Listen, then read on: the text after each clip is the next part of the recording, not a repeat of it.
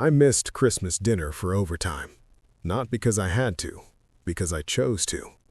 That detail matters more than people like to admit.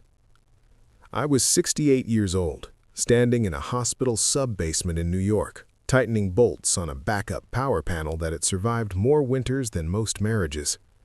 The air smelled like dust and disinfectant. Fluorescent lights hummed overhead.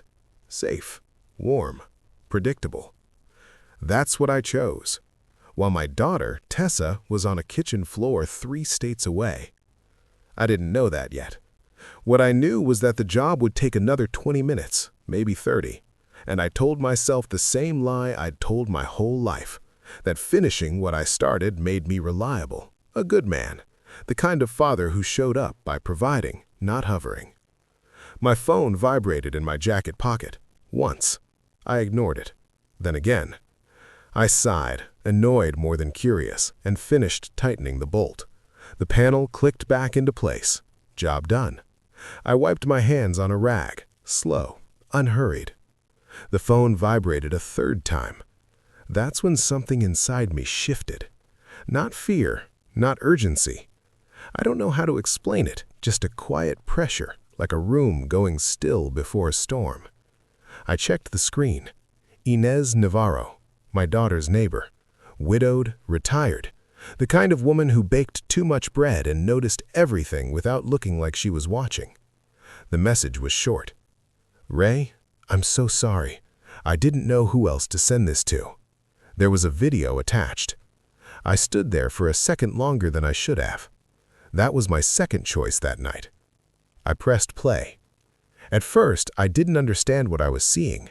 The camera was shaking, angled wrong, half hidden behind a cracked door frame. I recognized the kitchen instantly, the cabinets, the tile. I'd helped install that sink myself when Bryce Kellen bought the house. Then I saw my daughter. She was on the floor. Not collapsed, placed there. Bryce had her hair wrapped around his fist, his knuckles white, his mouth moving fast. I couldn't hear the words, but I didn't need to. I've been around men like that my whole life. I know what rage looks like when it's practiced. Tessa's hands were up, not fighting, protecting. And then Marlene Kellen stepped into frame. Bryce's mother. Perfect posture, perfect balance. A wine glass tilted casually in her hand. She laughed. Not nervous laughter, not shock. Amused laughter. She poured the wine slowly over my daughter's face, red streaking down her cheek, into her hair, like she was proving a point. I paused the video. My hands weren't shaking, that surprised me. My chest didn't tighten, my vision didn't blur. What I felt was focus, sharp, clean, directional. That's when I understood something uncomfortable about myself, something I'd spent decades pretending wasn't there. I wasn't built to panic. I was built to decide. Some men protect. Some men de-escalate. Some men call for help and wait. And some men correct. Stay with us. This part matters more than you think. I replayed the video once more, slower this time. That's when I noticed the suitcase by the back door. Small, black, half-zipped. Tessa had been planning to leave. My phone buzzed again. A text this time. One word. Dad. No punctuation, no explanation. That's not a greeting, that's a flare. I tried calling her, straight to voicemail. I called Bryce, nothing. I called 911. The line rang longer than it should have. Someone finally picked up, asked for details, asked me to stay calm. I hung up. I know how that sounds, but here's the part people don't like to admit. There are moments when waiting feels like betrayal, when following procedure feels like permission. I grabbed my coat. As I walked toward the exit, a memory hit me sideways. Thanksgiving 2 months earlier, Marlene leaning over the table, voice low, smiling. Some women, she said, need discipline, keeps them grateful. I laughed it off. I shouldn't have. If you've ever ignored something because dealing with it felt inconvenient, you're already closer to this story than you think. Be honest, would you have pushed harder? The drive out of the city was a blur of red lights and empty streets. Snow had started falling, thin and sharp, the kind that doesn't look dangerous until it is. I didn't turn the radio on. I didn't call anyone. I just drove. Every mile felt like a quiet accusation. I kept thinking about the years I'd told myself Tessa was grown, married, independent. How easy it was to accept distance as normal. How comfortable it was to believe nothing bad could happen under a clean roof with a good zip code. Halfway through Connecticut, I felt something worse than fear. Doubt. Maybe I was overreacting. Maybe the video was old. Maybe neighbors misinterpret things. I eased off the gas. That's when my phone buzzed again. Another text. Dad. Same word, same emptiness around it. I floored the accelerator. Subscribe. Most warnings come too late. By the time I reached their neighborhood, the snow had thickened. Streetlights cast long shadows across manicured lawns, the kind of place people point to and say, "Nothing bad happens here." Their house lights were on. I didn't park. I didn't knock. I stepped out of the car, cold air biting my face, and realized my hands were bleeding where I'd gripped the steering wheel too hard. The front door was unlocked. That was mistake number 3. I kicked it in. The sound echoed through the house like a gunshot. Footsteps pounded upstairs, running. I took one step inside and spoke the only 5 words that felt honest. It ends tonight. All of it. And as I looked up the staircase, I knew, absolutely knew, that whatever happened next would divide my life cleanly into 2 parts. Before this night, and everything after. The door didn't slow me down the way I expected. Wood splintered, the frame cracked, the sound was loud enough to wake the dead or warn the living to run. Cold air rushed in behind me, carrying snow and something else. Fear. The house smelled wrong. Not like dinner or pine cleaner or Christmas candles. It smelled like alcohol and something sour. The kind of smell that lingers after shouting stops. Footsteps thundered upstairs again, fast, panicked, not fighting footsteps, running footsteps. That told me more than any confession could have. I moved through the living room without looking around. Didn't need to. I'd been here before. I'd sat on that couch. I'd smiled at framed photos that now felt like lies with borders. Halfway to the stairs, I heard Marlene's voice. Sharp, controlled, annoyed. "Bryce, get your coat, we're leaving." We. That word did something to me. She wasn't scared. She wasn't shocked. She was irritated. I took the stairs 2 at a time. My knees protested, but adrenaline has a way of negotiating temporary truces. The banister rattled under my grip. Somewhere upstairs, a door slammed. I reached the landing just in time to see Bryce shoving a duffel bag into Marlene's arms. He turned when he saw me and smiled. Not nervous, not desperate, confident. "Ray," he said, breathless but calm. "This is a misunderstanding." That smile almost made me laugh. Almost. Behind him, Marlene straightened her coat, chin lifted like she was late for a fundraiser. "This is highly inappropriate," she said. "You're trespassing." I looked past them. The bathroom door was closed, locked. I didn't raise my voice, didn't rush forward. I said it again, slower this time. "It ends tonight. All of it." Bryce stepped in front of the bathroom door, spreading his arms slightly. Casual, possessive. "She's fine," he said. "She's emotional. You know how women get." That's when I felt it. Not anger. Clarity. I realized something important in that moment. Bryce didn't think he was doing anything wrong. In his mind, this was management, discipline, order. Men like that don't fear consequences. They fear exposure.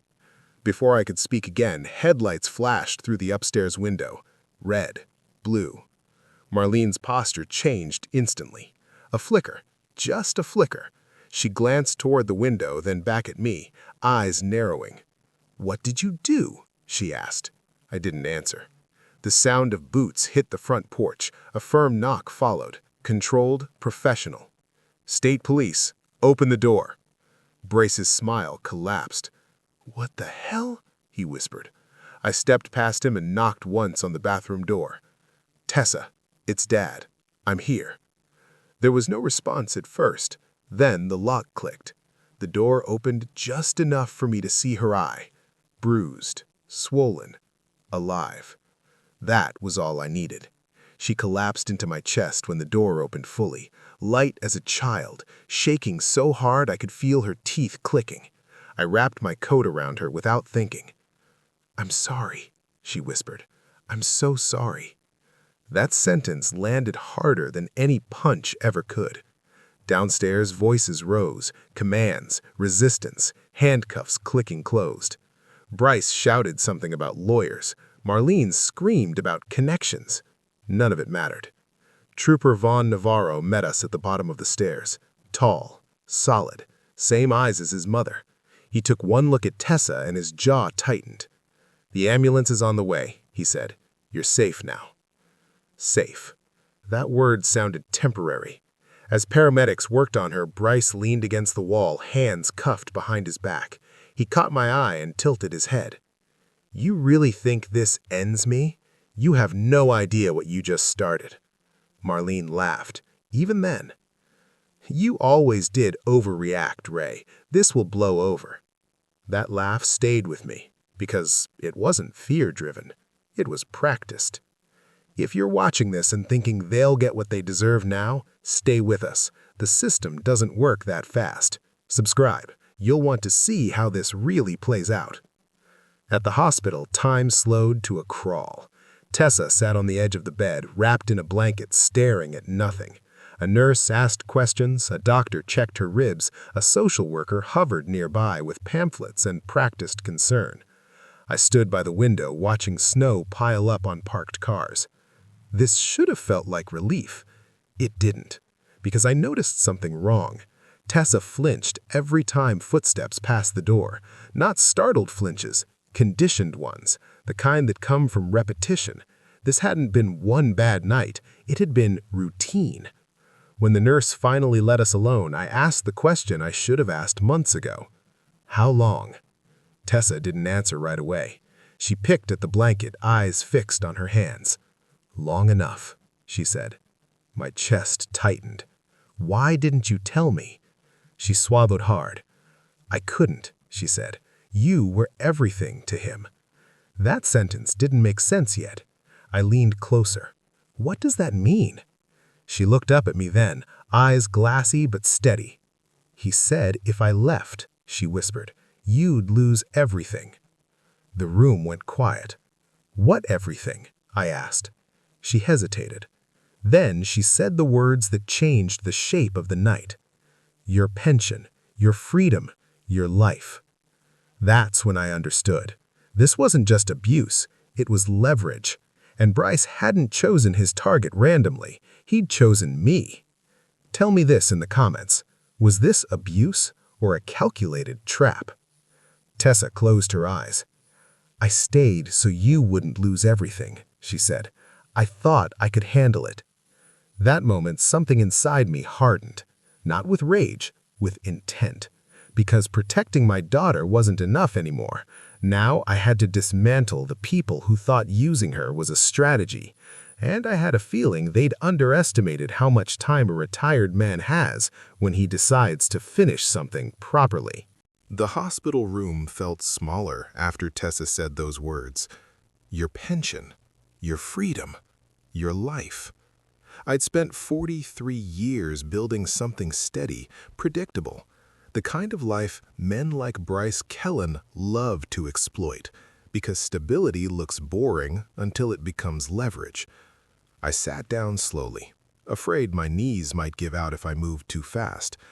"What did he show you?" I asked. Tessa stared at the wall. "Documents," she said. "Bank records, contracts. Your name was on them." That didn't make sense. "I've never—" "I know," she said quickly. "I knew it was fake, but he said it didn't matter. He said the paperwork only had to look real long enough." That's when I felt it. The first real flicker of fear. Not for myself, for how clean the plan sounded. Bryce wasn't impulsive. He wasn't losing control. He was managing outcomes.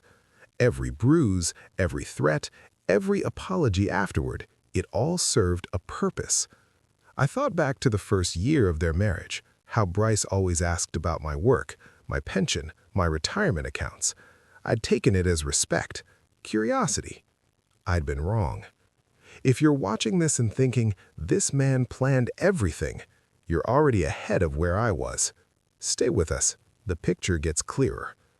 A detective came in just after midnight, asked routine questions, took notes, promised follow-up. Routine. That word kept coming up. Abuse treated like a checklist, like something that fit neatly into forms and timelines. When Bryce's lawyer showed up less than 2 hours later, I stopped trusting anything that moved on a schedule. He was young, expensive haircut, calm smile.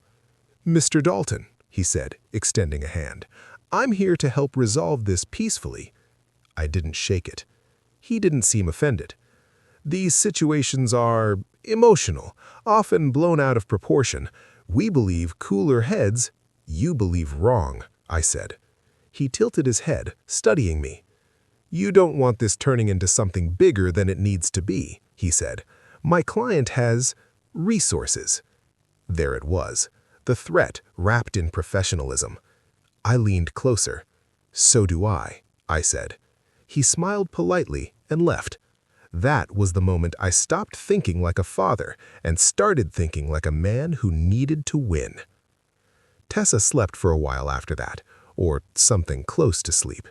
Her breathing stayed shallow. Her hands twitched even when she was still. I sat there and watched. I replayed conversations in my head, dinners, smiles, jokes that landed wrong but were brushed off. Patterns started forming. I realized Bryce never hit her in public, never raised his voice when others were around, never left marks where they could be seen easily. He wasn't sloppy, which meant he'd made mistakes somewhere else. People like that always do. At 4 in the morning, my phone buzzed. A voicemail. Unknown number.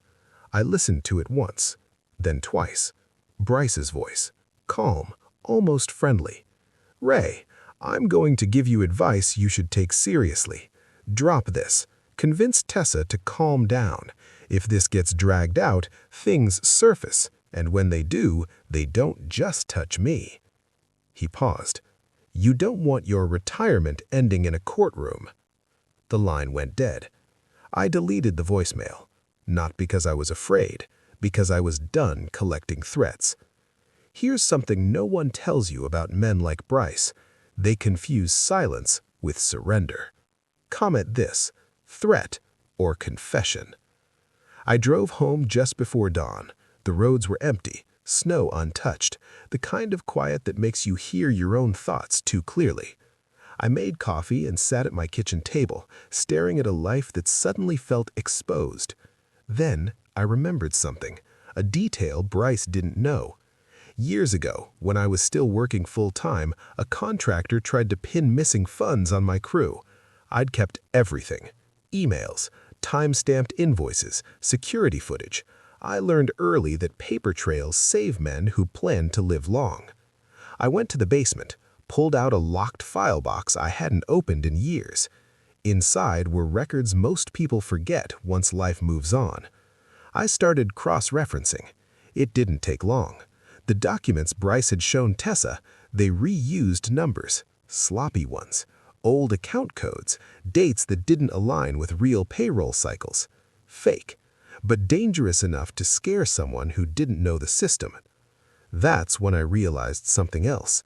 If Bryce had forged records about me, what else had he forged? Businesses, loans, permits. People like him don't practice crime once, they build a lifestyle around it. And suddenly, the game changed, because I wasn't just defending my daughter anymore. I was holding the thread that could unravel everything Bryce and Marlene touched. I sat back in my chair and did something I hadn't done in a long time. I smiled. Not because I was happy, because the hunt had begun. Subscribe. The next move is quiet and irreversible. I looked at the clock. 6:12 a.m. The city was waking up, and somewhere, Bryce Kellen thought the worst night of his life was over. He was wrong. For about 20 minutes, I believed the worst part was over. Tessa was stable. Bryce was in custody. Marlene was shouting into a phone somewhere, threatening lawsuits and donors and names I didn't care to remember. Snow kept falling outside the hospital window, soft and indifferent. That's when the phone rang. Blocked number. I almost ignored it. That instinct has betrayed me before. "This is Ray Dalton," I said. The voice on the other end was calm, female, professional, the kind of voice trained not to react. "Mr. Dalton, this is Child and Family Services. I'm calling regarding an incident reported tonight involving your daughter." Incident. That word again. "Yes," I said. "She was assaulted." There was a pause, just long enough to feel intentional. "We've received a complaint alleging mutual domestic violence," she said. "Given the circumstances, we're required to initiate an emergency review." I didn't speak. I didn't need to. My body already understood what my mind was catching up to. She continued. "The complaint includes a sworn statement, supporting photographs, and a request for immediate protective consideration." "Protective for who?" I asked. "For both parties," she said carefully. The email arrived while she was still talking. I opened it. Inside was a document with Bryce's name at the top, typed, polished, legal. He claimed Tessa was volatile, unstable, emotionally aggressive. He described her episodes in clinical language, the kind that sounds reasonable if you don't know the person being described. There were photos. Bryce's arm, a shallow scratch, a red mark near his collarbone. I recognized the shirt he was wearing. Thanksgiving. My stomach dropped. The timestamp told me everything. This complaint had been filed before I kicked in the door. Bryce hadn't reacted to being exposed. He'd planned for it. If this is making you uncomfortable, good.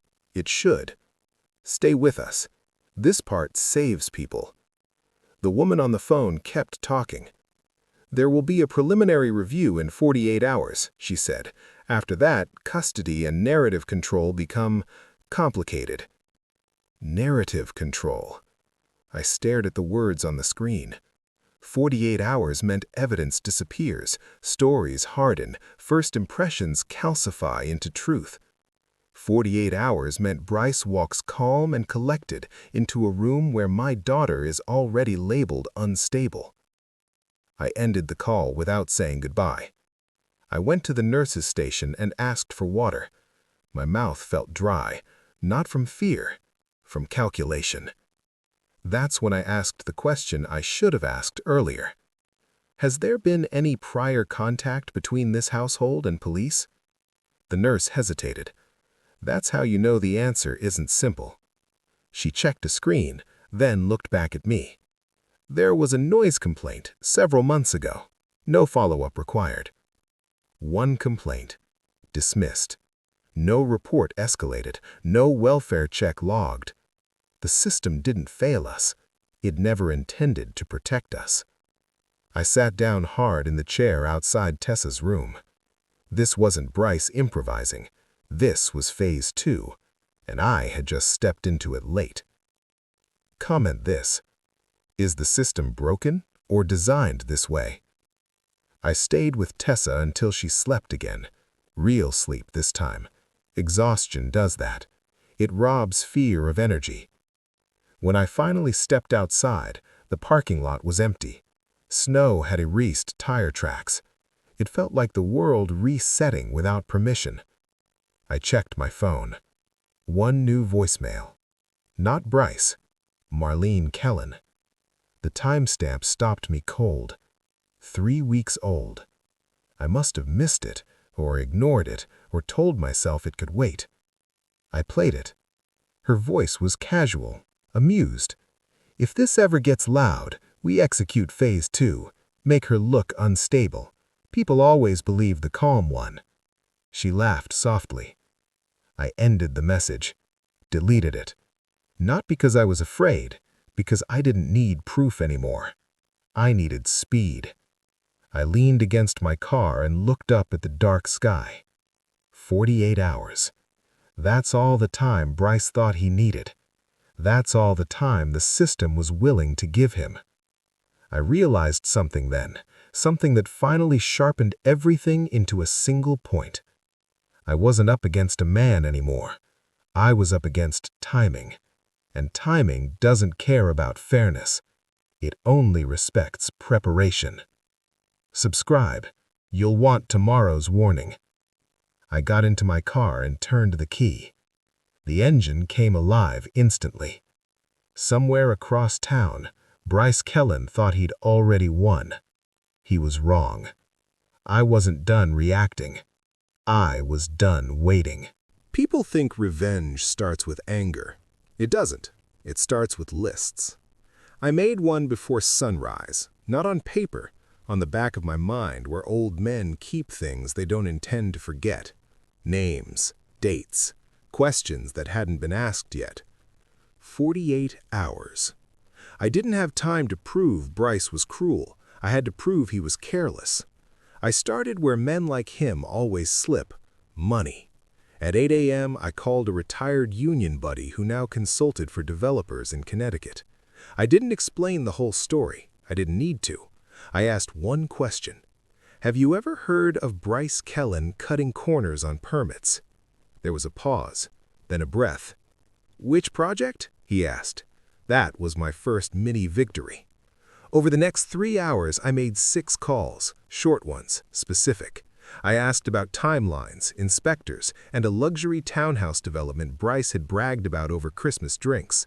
Patterns emerged fast. Payments routed through shell vendors, inspections passed on days inspectors weren't scheduled. A charitable foundation, Marlene's, listed as a community partner on grant paperwork. Sloppy. Arrogance does that. It makes men reuse tricks because they've never been punished for them. If you think abusers are always stupid, you haven't met one with money. Stay with us. This is where it turns. By noon, I had documents. Not proof yet, but direction. Enough to make the right people curious. And curiosity is dangerous when it's documented. At 1:30, Bryce's lawyer called again.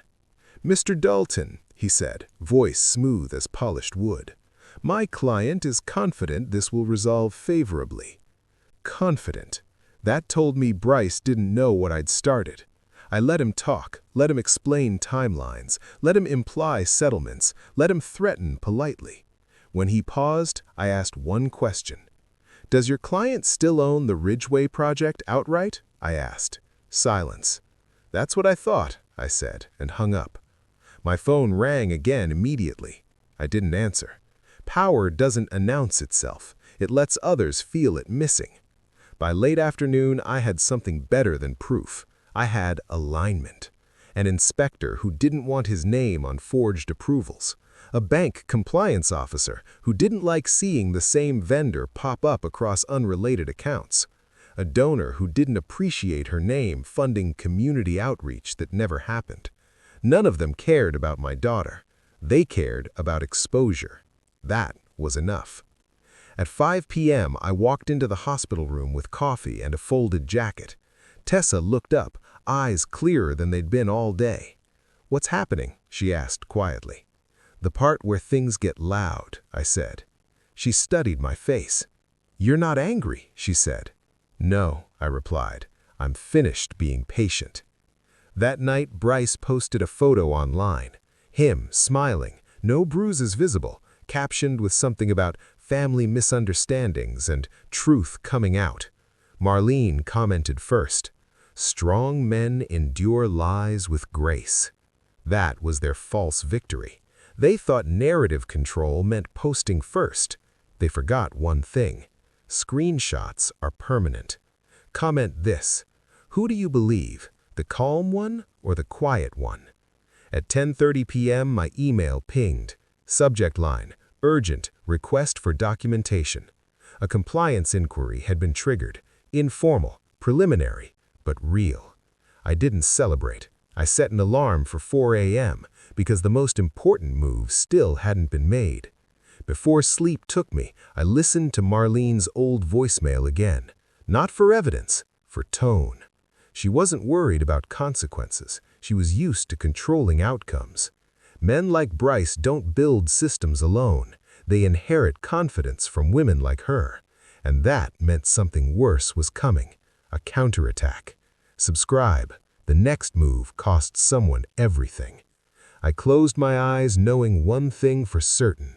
By this time tomorrow, Bryce Kellen would realize the clock wasn't on his side anymore. And when men like him feel time slipping, they make mistakes. Panic doesn't announce itself loudly. It leaks. It shows up as extra phone calls, as rushed emails with the wrong people CC'd, as sudden movements that don't match the plan.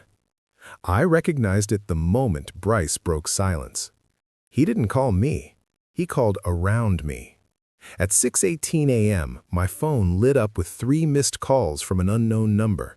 At 6:21, a voicemail arrived from someone who had no reason knowing my name. "Mr. Dalton," the voice said, strained but polite. "This is Elliot Crane, counsel for Kellen Holdings. We'd like to clarify some misunderstandings before things escalate unnecessarily." Unnecessarily. That word always means too late. I didn't return the call. Instead, I drove to the diner off Route 9, the one Bryce liked because the booths were private and the staff didn't ask questions. I ordered black coffee and sat where I could see the door. Old habits. At 7:02, Bryce walked in. No lawyer, no mother. Just him. His confidence was thinner now, still present, but stretched tight like a smile worn too long. "Ray," he said, sliding into the booth across from me, "I'm glad you agreed to meet." "I didn't," I said. "I just wanted coffee." He laughed, too fast. "Look," he said, lowering his voice, "things are getting complicated. That's not good for anyone." "For who?" I asked. "For your daughter," he said smoothly. "For your reputation. For all of us." There it was again. All of us. He leaned forward. "I can make this review disappear," he said. "I can make the narrative clear up, but I need cooperation." I stirred my coffee slowly. "You filed the complaint before I got there," I said. "That wasn't cooperation. That was insurance." His jaw tightened. "You don't understand how this works," he said. "I understand timing, and I understand mistakes." That caught his attention. Men like Bryce don't fear accusation. They fear specifics. He straightened. "What mistakes?" he asked. I didn't answer. Silence is heavier when it's intentional. If you're watching this thinking, "Say it, Ray," patience is power. Stay with us. This is where lies collapse. Bryce shifted in his seat. "You think you're clever," he said, digging around, talking to people. "That kind of thing backfires." "Only when you've got something to lose," I said. He stood abruptly. "This conversation never happened," he said. "Neither did the permits," I replied. He froze. That was the moment, the exact moment his calm cracked. "You don't have proof," he said quickly. "No," I agreed, "but people who do have questions." His phone buzzed. He checked it, then checked it again. Color drained from his face. He didn't look at me after that. He walked out without paying. That's when I knew. The counterattack had started. By noon, it was everywhere. Emails, calls, alerts. A motion filed requesting emergency custody evaluation, citing Tessa's emotional instability. An affidavit from a family friend I'd never heard of. A sudden media inquiry asking about a domestic dispute involving an elderly man and his adult daughter. That one stung. Not because it hurt my pride, because it told me Bryce was willing to burn anyone to save himself, including me. Comment this: who's the real threat now? At the hospital, Tessa watched the news quietly on mute. Her hands trembled. "I knew he'd do this," she whispered. "He said if I ever told anyone, he'd flip everything." I knelt in front of her. "He's running out of room," I said. "That's why it feels loud." She looked at me, eyes searching. "What if they believe him?" she asked. That question is why men like Bryce exist, because doubt is cheaper than truth. I stood and made one final call. Not to police, not to lawyers, to a compliance officer whose voice had already changed tone the day before. "I think your preliminary review just became urgent because he's about to move money." There was a pause. Then, "Send what you have." I sent everything. Receipts, screenshots, timestamps, patterns. At 4:47 p.m., Bryce's foundation website went offline. At 5:12, his Ridgeway project was flagged. At 6:03, a bank froze 2 accounts pending verification. Those weren't victories. Those were tremors. At 7:30 p.m., my phone buzzed again. One message from Bryce. "You're forcing my hand." I stared at the screen. Men only say that when they've run out of clean options. I typed one response. "You already showed yours." Then I turned the phone face down, because whatever Bryce was about to do next would decide how this ended. Subscribe. This next part separates survivors from casualties. Outside, the sun dipped low, casting long shadows across the parking lot. 48 hours wasn't a lot of time, but it was enough, if you knew exactly where to strike. People imagine revenge as loud, shouting, threats, doors slamming. They're wrong. The real moment, the one that ends everything, usually happens in a quiet room, under fluorescent lights, while someone is pretending nothing is wrong. Bryce Kellen thought he still had time. That was his final mistake. At 9:14 a.m., the review hearing began. Not in a courtroom, not yet. A conference room, glass walls, neutral colors, 2 officials from Child and Family Services, 1 legal observer, 1 recorder. Bryce arrived first, suit pressed, hair perfect, calm face practiced in mirrors. Marlene followed 5 minutes later, carrying a folder thick enough to intimidate but thin enough to hide lies. They nodded politely at everyone. The calm ones always do. Tessa sat beside me, hands folded in her lap, eyes down. She looked small in that room. That was intentional. Bryce wanted contrast. He wanted her to look fragile, unreliable. When the meeting began, Bryce spoke first. He didn't rush. He talked about concern, about stress, about how hard it is to love someone unpredictable. He used words like episodes and emotional volatility like they were medical facts, not weapons. Marlene added context. "She's always been sensitive," she said softly. "Ray knows that." I felt every eye slide toward me. I said nothing, because this wasn't my moment yet. If you're watching this thinking, "How is this allowed?" that question is the point. Stay with us. This is where the truth breaks through. The officials nodded, took notes, asked careful questions. Then one of them cleared her throat. "Mr. Kellen," she said, "before we proceed further, we need to address a compliance issue that arose this morning." Bryce blinked once. "Compliance?" he asked.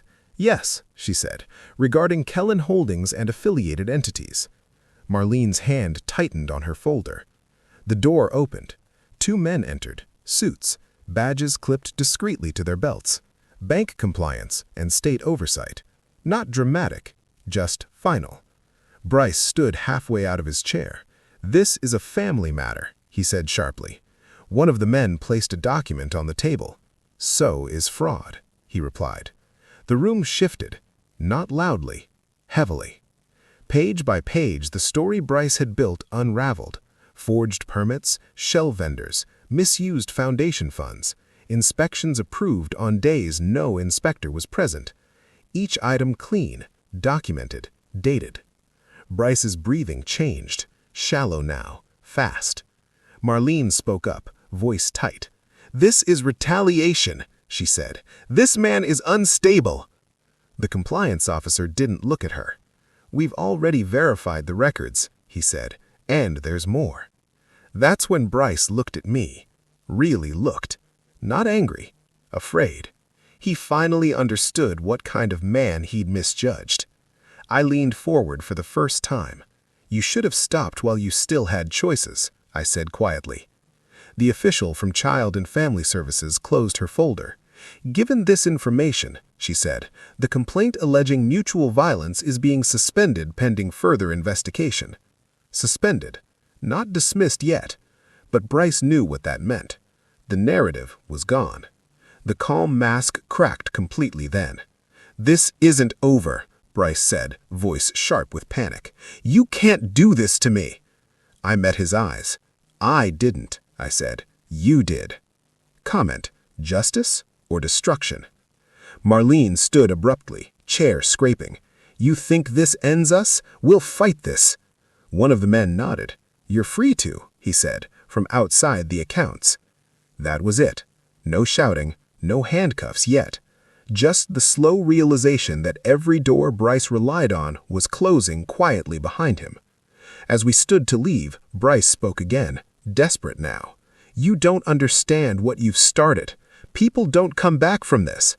I paused. I replied, "You're right, they don't." Outside, the sky was clear, cold, honest.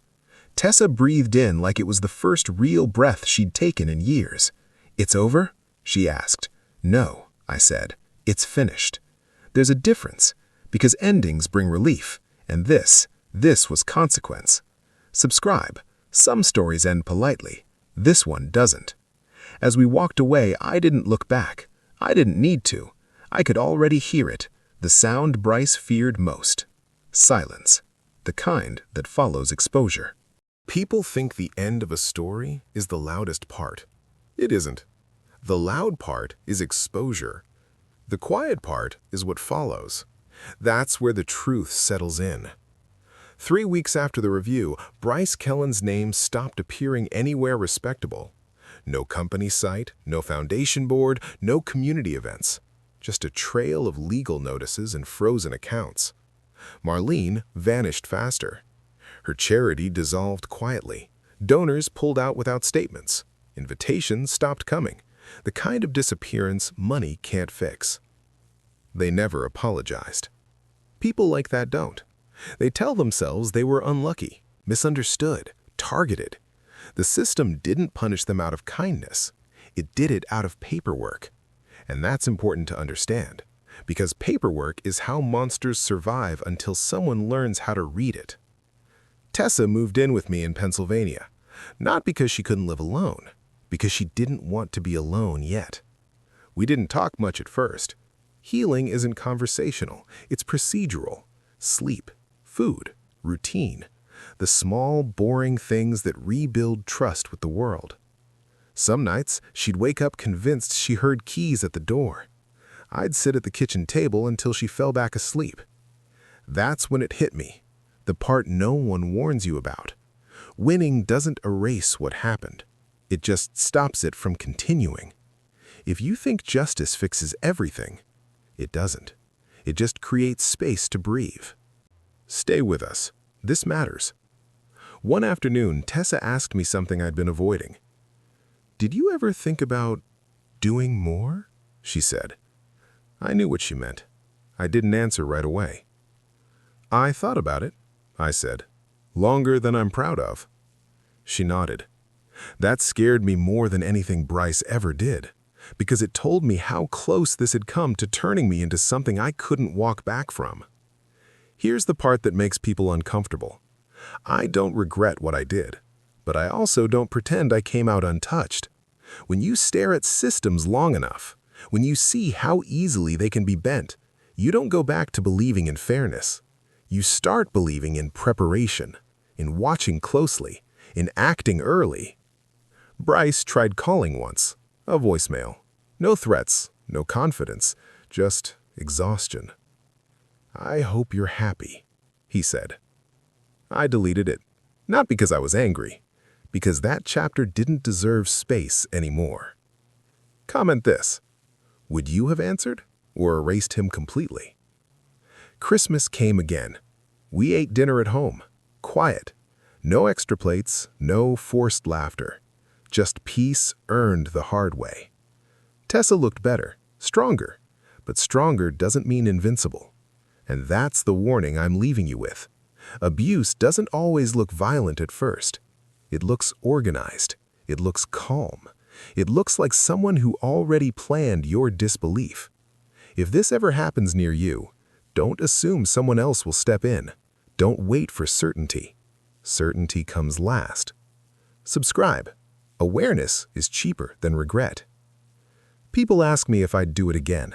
If I'd drive that fast, kick that door, say those 5 words. Here's the truth. Next time, I wouldn't wait for a video, because the most dangerous thing in this world isn't anger.